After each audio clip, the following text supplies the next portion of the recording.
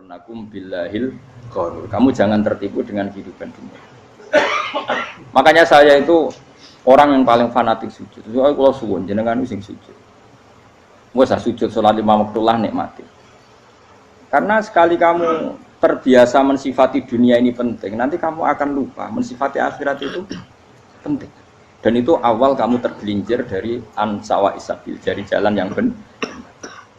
Makanya tadi pepatahnya orang sufi apa? An-nasunyamun wa idza matu indah. Manusia itu tidur, kalau mati baru. Terus contoh kedua begini. Kenapa Allah begitu murka ketika orang tidak mengerti hak-haknya Allah? Bukan karena Allah anarkis atau keras, tidak. Memang secara akal pasti begitu. Saya sampai tak beda ini. Lihat contoh gampang-gampang saja, tak wari logika.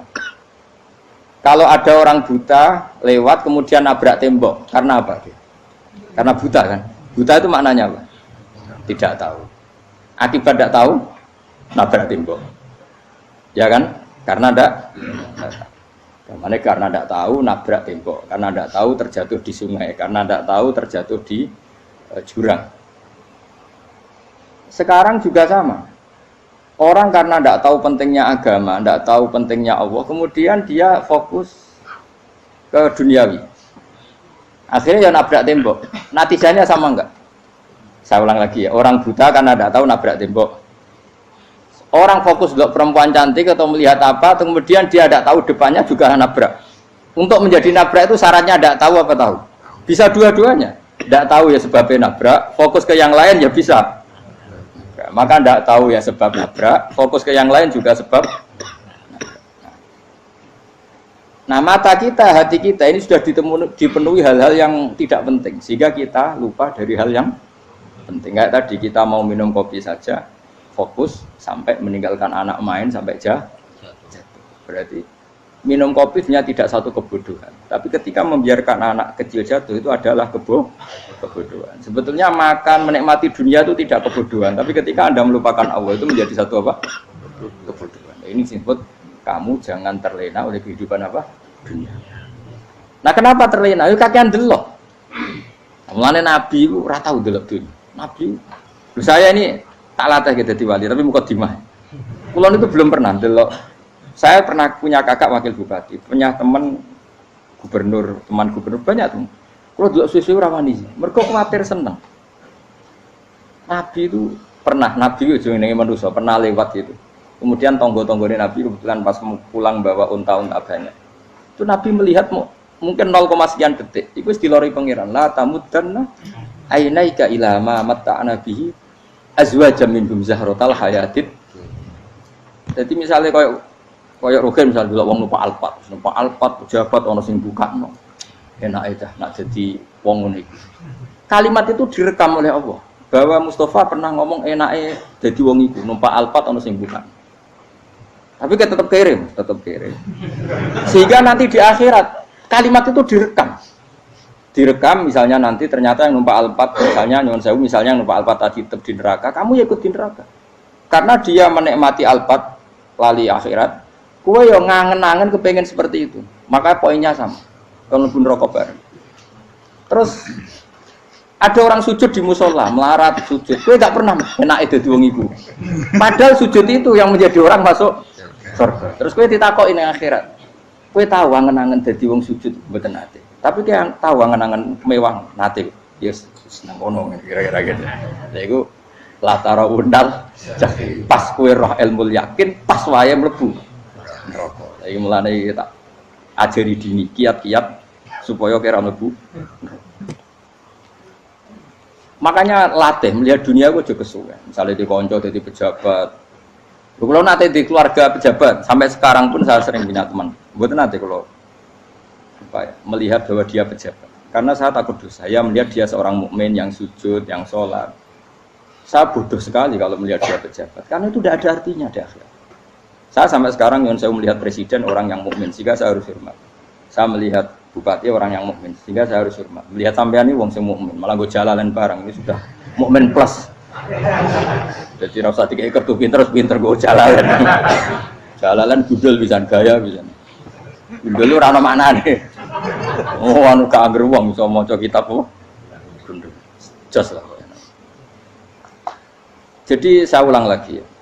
Makanya saya itu nanti kalau sampean alim sudah kayak saya, itu pasti nggak bisa nggak kagum sama sahabat. Sahabat itu, apalagi Rasulullah ya tentu. Sahabat dulu aja yang gampang ditiru. Sayyidina Umar ketika ditusuk oleh siapa? Abu Lu'lu' siapa?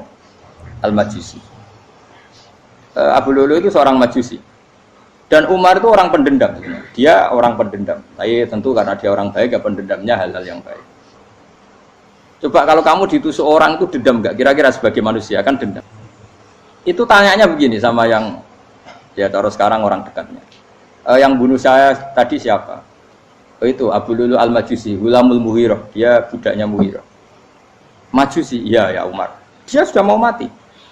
Itu ngetikan gini, sama siapa alteknya? Alhamdulillahilladzi lam yaj'al maniyati biyadi rajulin sajadalaka sajdah yuhajuni biha yaumal qiyamah. Ya Allah, terima kasih sekali ya Allah. Engkau mentakdirkan saya dibunuh oleh orang yang enggak pernah sujud. Kalau saja dia pernah sujud, maka dia berhak menuntut saya dengan sujudnya untuk masuk surga. Artinya gini, kalau dia ditusuk orang yang pernah sujud, misalnya Sayyidina Umar kok ditusuk oleh Ruhin, kemudian Umar masuk Ruhin masuk neraka, aku tetap pedih Gusti. Isowai sujudnya dia menjadikan enggak berhak masuk neraka. Artinya Umar sangat hormatnya pada sujud, dia enggak berani. Jadi kira-kira kok Umar sujud kue, itu kira-kira rawani maksud anak kue mlebu neraka. Piye-piye di kekuatan sujud yang mempotensikan tetap dia masuk surga. Makanya dia seneng, dendamnya kesampaian. Syukur lah anak sing mateni aku ora tau sujud. Jadi tak patut nang neraka langsung gludeng ngene kira-kira gitu. Saking hormatnya ambek sing jenenge sujud. Tapi kita sekarang enggak. Rawong ning musala sujud, ya jeneng wong nganggur. Otak kita ini sudah PKI lah kamu. PKI halus. PKI yang tanpa kartu, paham?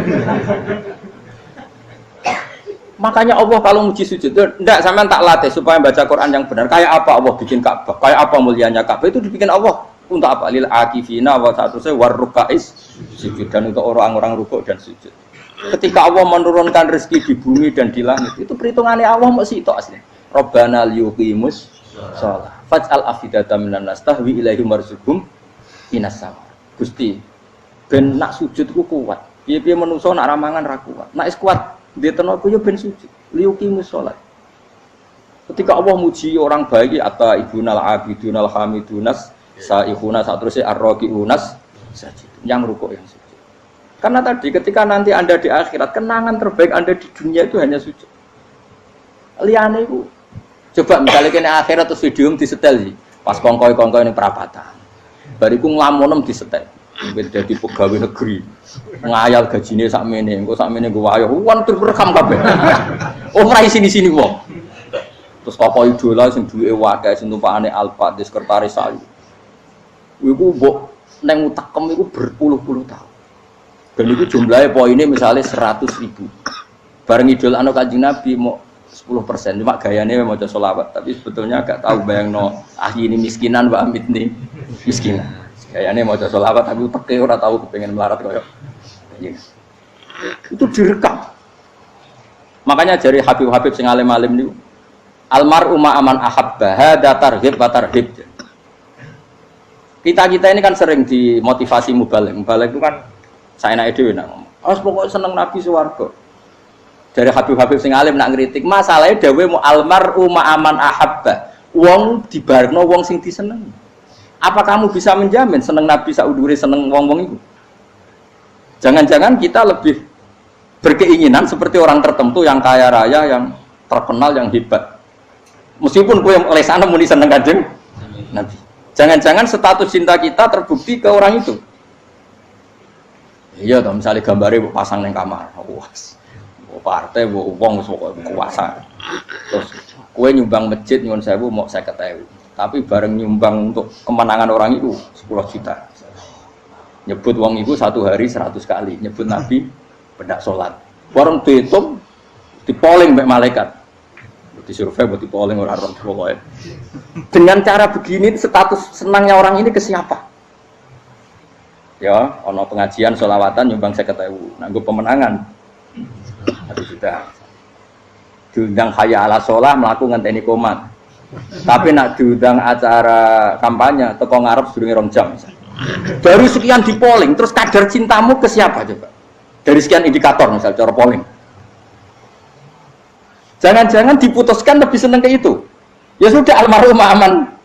Apa? Makanya kata orang-orang alim almarhum apa? Orang itu terserang disenangi. Masalahnya kita tidak ada jaminan lebih seneng Nabi. Ya orang ada jaminan. Saya aman misalnya. Hitung dewi-dewi. Rasa menang terus kok begitu. So wis kadung terus, so wis kadung. Makanya Sufyan Ats-Tsauri itu dadi wali ku mangsa murgo ibadah akeh mboten. Sufyan Ats-Tsauri gurunya Imam Syafi'i. Dadi wali ku sederhana.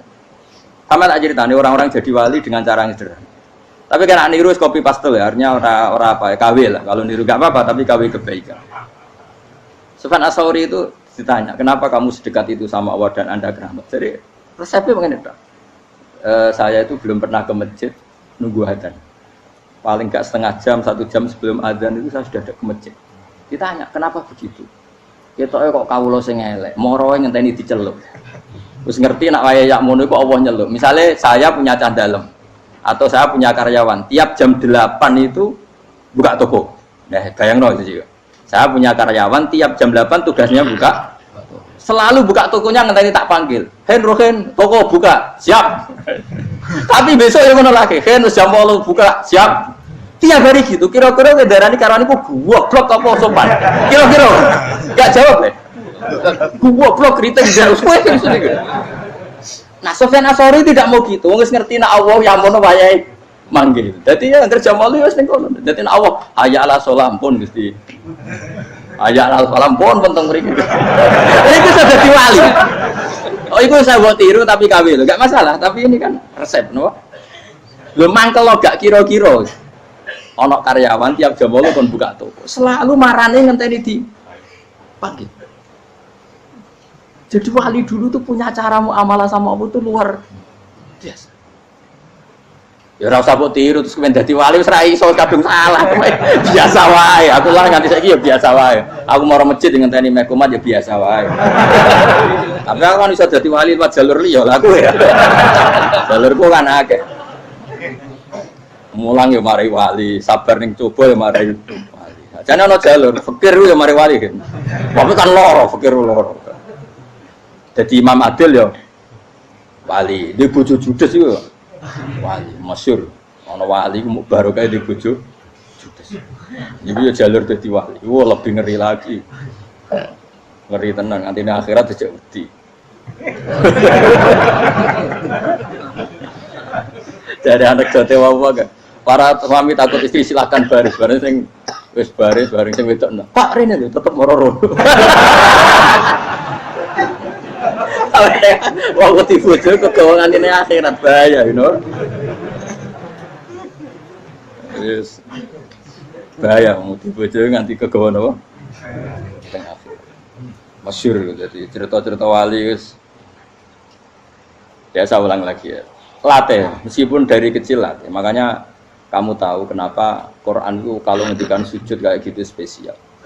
Balillah fa'bud wa kum minas syakirin. Jadi meskipun kita di dunia umumnya orang saya makan, saya minum. Saya juga punya istri, punya keluarga, punya apa. Tapi saya belum pernah melihat anak saya itu sebagai anak saya. Saya kalau melihat anak saya ini teman sujud saya, nanti yang meneruskan sujud saya. Saya tenan kulon bolak-balik ditanya istri saya dan agak-agak marah. Gus Pak, kenapa kamu hormat sama anak sampai gitu? Kalau nanti manja gimana? Kalau terlalu manja, saya bilang itu udah anak saya. Itu nanti yang meneruskan sujud saya, meneruskan rukuk saya. Saya nanti pasti mati dan saya butuh di bumi selalu ada yang sujud sama Allah. Dan itu yang paling dalam otoritas saya itu anak saya. Orang lain itu enggak dalam otoritas saya. Jika kita melihat anak itu ini penerus sujud saya, penerus rukuk saya. Kita enggak sudah duniawi sekali. Rumah tanah, anak tua ben di rumah. Kapitalistik. PKI lah pikirannya yang ngono Cina ya ngono. Wong fasek-fasek ning dalan yang ngono. Kowe nggawa jalalan ngalor itu pakai ngono.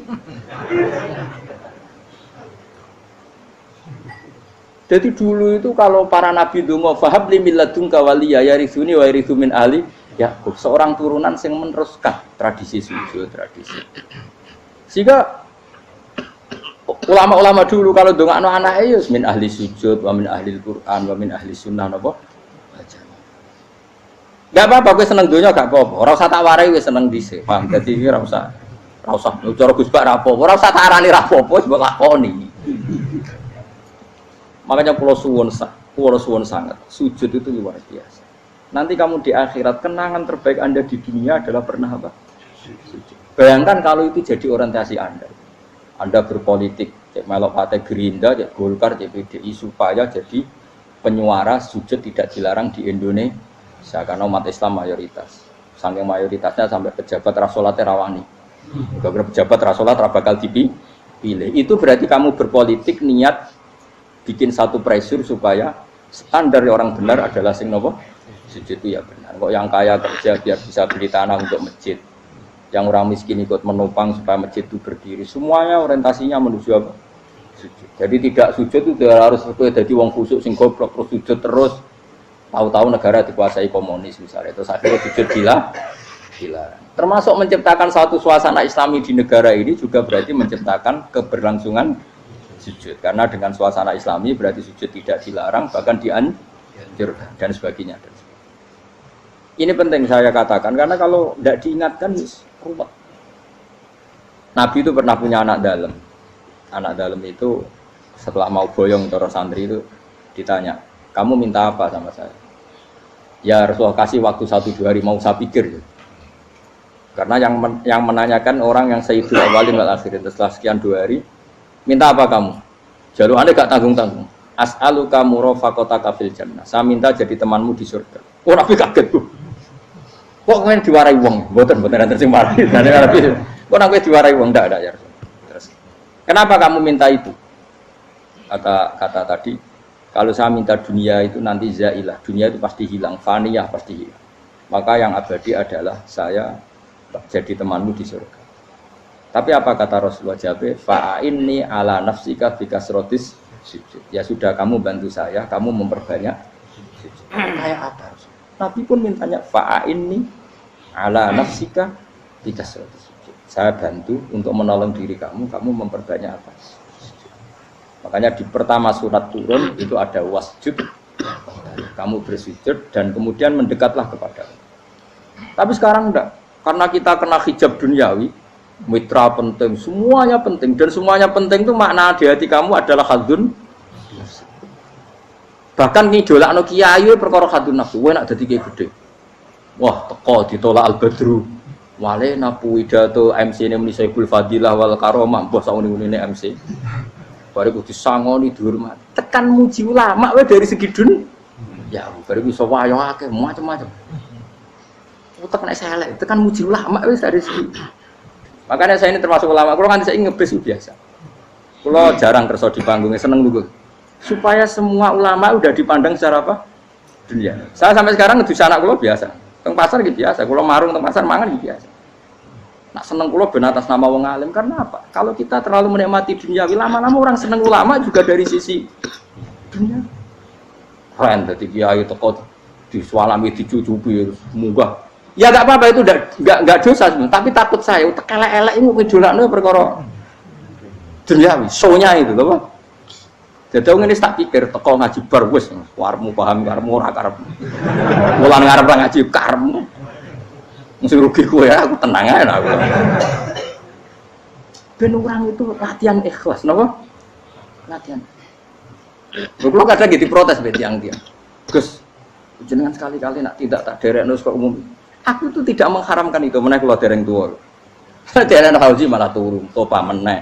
Dalane ra roh dereng kiai malah ngel-ngel wong. Ngurusin tahu tak kon derekno ning kota, tak kon sepeda motor hen terno ning gone Malibur. Dalane ora roh malah yo nerang. Lha ken dalan akhirat ora roh donya ra roh. Lah tak koyo wong ijo urip. Dalan dunia ora roh, dalan akhirat ora mbok roh iku apa.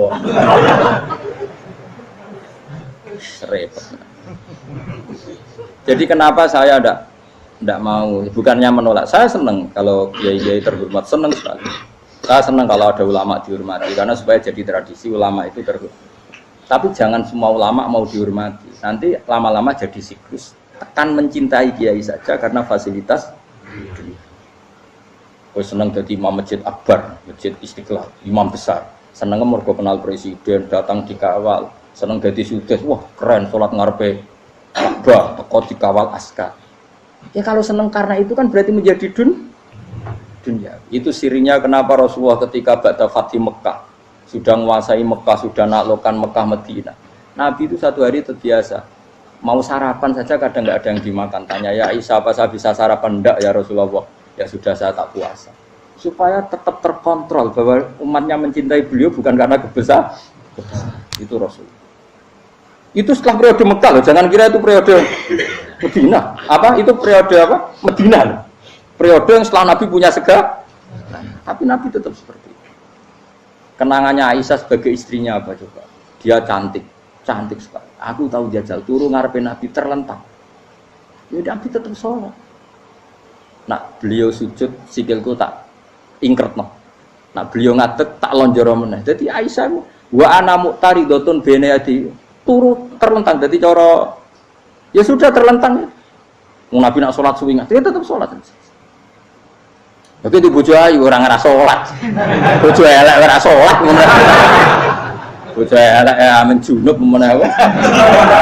Sekolah orang kena gue contoh, kasus itu semua kasus. Tapi di bojo ayu perawan turu karena pusing sholat orang bos misalnya loh. Pemenang orang jegotan itu tambah over. Mustafa kalau orangnya jegotan dia nih, mereka nangenya wong akeh dosa, nangenya wong sitok ora. Misale dosa wis tak hitung mau ki sore. Aku nanya dosa sitok, mulang ganjarane 10, cek susuk piro? Cek sarples orang dagang cek.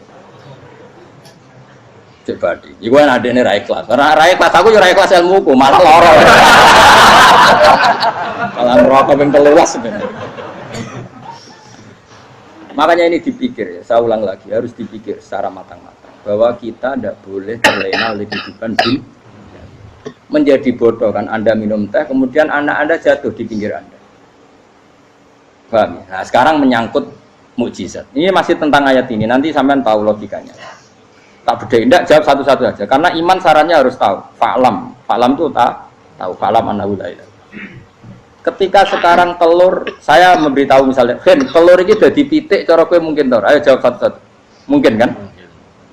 Tapi pertanyaannya, saat telur menjadi pitik kemudian mungkin, dan ayam ini bisa terbang, bisa selingkuh, bisa punya anak turun, itu menjadi mungkin itu kan kamu pun tidak ikut menciptakan.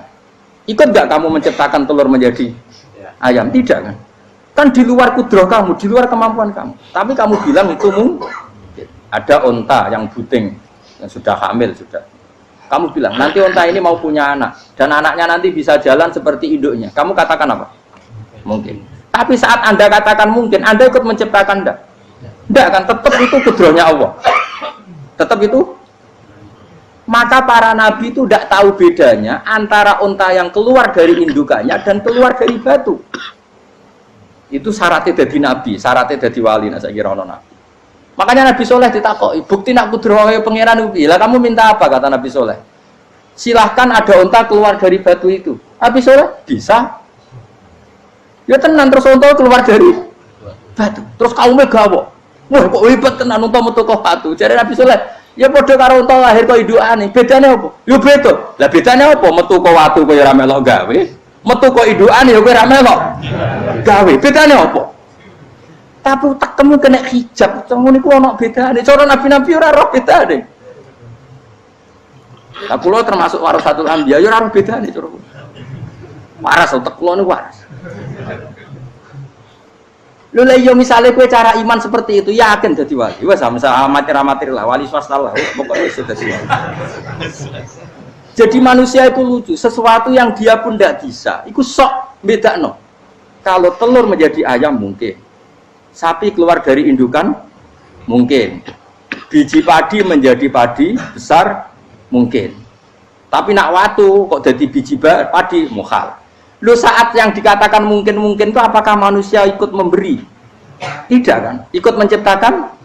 Harusnya kan tetap bilang, yo aku menyaksikan itu karena ada kekuatan X yang menciptakan itu. Harusnya dia kalau mau konsisten kan, Saya tidak bisa menciptakan telur jadi ayam, tapi ada kekuatan lain yang menciptakan, dan saya tidak bisa. Jadi telur keluar dari ayam ya kita tidak bisa menciptakan, sapi keluar dari indukan ya kita tidak bisa menciptakan, termasuk untanya Nabi Soleh yang keluar dari batu besar kita. Makanya semua Nabi itu tidak tahu bedanya, itu bedanya Nabi sama enggak Nabi. Makanya Nabi itu tenang ya, masyhur. Ketika perang Khandaq, Nabi itu kelaparan. Kemudian Jabir datang, ya Rasulullah, istri saya menyiapkan makanan untuk orang 6, karena kambingnya hanya kecil. Maka hanya orang 6 saja yang kau boleh datang ke situ. Tapi Rasulullah dengan santainya, ya ahlal Khandaq. Padahal yang ngeduk Khandaq itu sekitar 3.000, ya ahlal Khandaq. Halumu ilayya, yuk ke Jabir, karena Jabir sona atau amat, bikin makanan untuk kalian. Itu 3.000 orang. Wah, Jabir dimaki-maki sama, sudah bilang untuk orang 6 Nabi, ya apa-apaan orang banyak, itu mesti tidak cukup, kita mana. Nabi santai, bilang ke istri kamu, Jabir jangan buka makanan itu kecuali saya. Ya, pakai Nabi matur pengiran, Gusti ini cukupkan untuk orang banyak, sama Allah di ACC ya terus cukup. Karena bagi Nabi tahu betul. Sekarang ketika beras menjadi beras, apa dalam kudrah kamu, dalam kemampuan kamu, enggak kan? Ketika sistem tubuh kita makan kemudian jadi kenyang, apa dalam kemampuan kamu? Kue muni mangan maknane sego bolebokno mulut, terus kue darani punya kemampuan makan. Apa setelah itu kamu mengendalikan sistem saraf kita, sistem urat kita? Enggak kan? Jadi Nabi ora roh bedane, justru itu jadi Nabi. Karena dia enggak pernah terjebak, Nabi enggak pernah terjebak oleh yang dili. Makanya cara pangeran wa ma min dabatin fil ardi wala ta'iri yatiru bi janahihi illa umamun amsalukum. Ketika orang kafir minta bukti kudrohe Allah iku apa? Kanjeng Nabi didono manuk. Lah manuk terbang bukti kudrohe Allah. Ya biasa manuk terbang, wis suwe manuk terbang. Bukti kudrohe ning ndi? Iku teke wis emper. Lha bukti kudrohe ya kowe ora iso gawe kan? Tapi maksudnya wong kafir bukti kudrohe pangeran ku gawe unta kok watu. Lah bedane apa mau hale unta kok watu ambek kok indukane? Bedane apa jajan? Wong ibuke unta ya ngrasa gawe. Apa ibuke unta bisa menciptakan anak-anak unta? Kan tidak bisa juga. Manusia juga ada. Jadi itu wis cukup jadi kudrohe. Tapi manusia angger barang sering terjadi darani mungkin. Maknane mungkin dekne sing nentukan mungkin atau tidak. Padahal zaman mungkin pun dia tidak ikut menciptakan. Ini eling-eling. Makanya itu kenapa Allah akhirnya bikin mukjizat supaya orang itu ingat kedahsyatan kudrohe Allah. Sebetulnya mukjizat itu tidak penting. Maksudnya tidak penting tadi untuk iman sebetulnya tidak perlu mukjizat. Makanya ketika Rasulullah SAW ingin nuruti mukjizat yang diminta orang kafir, Allah malah ngelingno inna fi khalqis samawati wal ardi wakhtilafil laili wan nar. Sajane ana langit bumi, ada lautan, ada apa sudah bukti kudrohe. Nah sekarang mukjizat kok ngenteni unta keluar dari apa tadi? Batu, ngenteni Nabi Soleh. Lautan merah di sebelah tongkatnya Nabi Musa terus terbelah. Itu dari mukjizat. Kalau itu maknanya mukjizat karena manusia tidak mampu, apa manusia mampu bikin lautan? Kan tidak mampu juga. Kenapa itu tidak dikatakan mukjizat? Lagi-lagi karena wis kena mataul huruf. Paham jelas ya? Makanya kata Allah, saiki wong ora percaya hari kebangkitan. Alasannya masa manusia jadi tanah menjadi manusia? Memangnya manusia yang sekarang hidup itu dari apa coba? Sehingga nado melok pilek, pilpres, melok dukung mendukung itu memangnya dari apa coba? Dari tanah kan?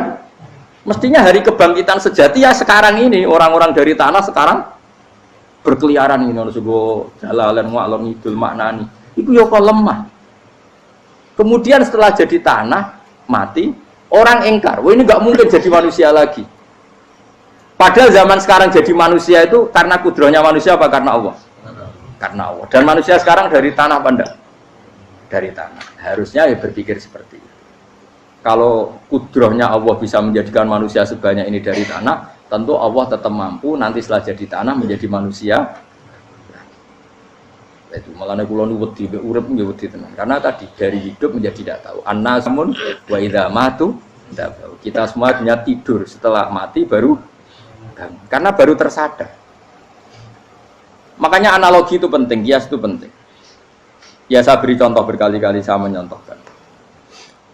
Sampean tak warai hujah ulama. Nanti pasti sampean taslim itu pasti nyerah. Kalau kamu disebut jeleknya oleh orang lain, kamu mangkel enggak? mangkel kan. Itu Imam Ghazali gini, kamu tak kasih resep supaya kalau ada orang mengingatkan kejelekan kamu itu tidak mangkel. Apa itu resepnya? Misalnya gini, di baju saya ini, inna fi thawbika akroban wa hayatan. Di baju kamu itu ada kalajengking yang berbisa atau ada ular yang berbisa. Ada orang mengingatkan itu. Kamu terima kasih apa enggak? Terima kasih. Karena ada sesuatu yang bahaya di diri kamu, diingatkan, dan karena diingatkan itu Anda terus bisa menghilangkan sesuatu yang bahaya tadi. Sekarang kamu punya sifat hasud, sifat dengki, sifat riya, sifat-sifat yang buruk. Itu sesuatu yang mencelakakan kamu di akhirat. Kemudian ada orang mengingatkan itu, harusnya kan kamu matur nuwun karena sifat yang buruk kamu diingatkan, kemudian kamu berusaha wong diingatkan ada kalajengking yang hanya madorot di badan kamu saja kamu terima kasih. Ini diingatkan ada hasud dengki yang madorotnya dunia akhir, kamu tidak terima kasih. Jadi itu ulama dulu. Jadi kalau bikin hujah itu gampang sekali. Jika ulama dulu kalau berdebat kemudian diingatkan temannya, kalau dia salah misalnya, itu ya tenang saja. Karena mereka cukup punya akal, punya analogi untuk nganggap itu biasa. Kayak diingatkan ada kalajengking di tubuh kamu. Kamu matur nuwun nggak sama ingatkan? Tadi saya ngaji sore, ngaji di sini cerita. Kila itu Imam Ahmad. Itu begitu mudah mereka iman sama Allah dan Rasul. Maka na yu'minu billahi wal yaumil akhir falyukrim apa? Jaru. Kalau kamu iman sama Allah dan Rasul maka muliakan tetangga. Itu ada seorang ulama dipanggil tetangganya, ayo ke rumah saya. Setelah sampai, dah pulang saya tidak jadi butuh. Sampai di rumahnya dipanggil lagi. Ke situ lagi, dah pulang lagi saya sampai 3 kali. Itu si ulamanya senyum-senyum santai. Ketika pemuda tadi insaf dan minta maaf, kenapa Pak ulama kamu kok tenang saja? Jawabannya enggak. Kata Rasulullah, saya disuruh hormat tetangga. Saya senang sekali bisa melakukan perintah Rasulullah. Jadi saya nurut kamu itu tidak ada urusannya dengan kamu, karena perintahnya Rasulullah. Nangis pemuda tadi. Kalau kita kan enggak, gengsi dong, giambar. Ini kan kita gayanya mulai sunnah Rasul, tapi utaknya uji hadun nafsu. Nah kalau kamu sudah gitu, daftar udah wali, mbok KPU-nya oleh nyetujui mbok kapan raro nanti. Daftar. Saya ulang lagi, jadi kamu harus terbiasa dengan kias yang diajarkan Quran ya. Jadi ketika bibijian jadi pohon besar, itu pun kamu katakan mungkin. Padahal ketika kamu katakan mungkin, kamu pun tidak ikut menumbuhkan bibijian jadi pohon asam yang besar. Itu menunjukkan kudrohnya Allah. Artinya sebetulnya kamu hidup semuanya itu hanya menyaksikan kudrohnya Allah tanpa kamu memberi kontribusi. Kenapa kamu yang menentukan mohal dan tidak mau? Harusnya mau taslim menyerahkan diri nak kabeh mau nyekseni kekuasaane Allah. Itu sing dimaksud Quran apa ya tanazzalul amru bainahunna lita'lamu annallaha ala kulli syai'in qadir wa annallaha qad ahata bi kulli syai'in ilma. Alam raya dibikin variasi kayak gini mau tujuannya Allah supaya kalian menyaksikan kemampuannya. Boleh jelas ya. Makanya ketika ada pangeran, ketika bumi yang sudah mati tak hidupkan dengan hujan, begitulah kadzalikan nusyur. Ya kira-kira seperti itu proses sesuatu yang mati menjadi hidup lagi. Jangan lupa untuk tinggalkan komentar Anda dan klik like jika kalian suka. Silahkan share dan bagikan ke teman-teman Anda. Untuk berlangganan kami silahkan klik subscribe channel Ngaji Kiai. Assalamualaikum warahmatullahi wabarakatuh.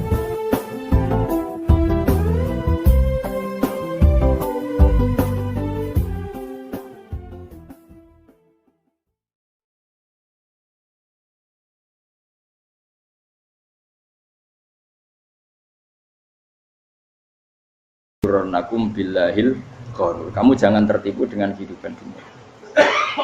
Makanya saya itu orang yang paling fanatik sujud. Soalnya kalau suwun jenengan sing sujud. Wes sujud salat 5 waktu lah nikmati. Karena sekali kamu terbiasa mensifati dunia ini penting, nanti kamu akan lupa mensifati akhirat itu penting.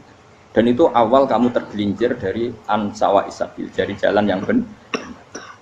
Makanya tadi pepatahnya orang sufi apa? An-nasu niyamun wa idza matu indah. Manusia itu tidur, kalau mati baru. Terus contoh kedua begini. Kenapa Allah begitu murka ketika orang tidak mengerti hak-haknya Allah? Bukan karena Allah anarkis atau keras, tidak. Memang secara akal pasti begitu.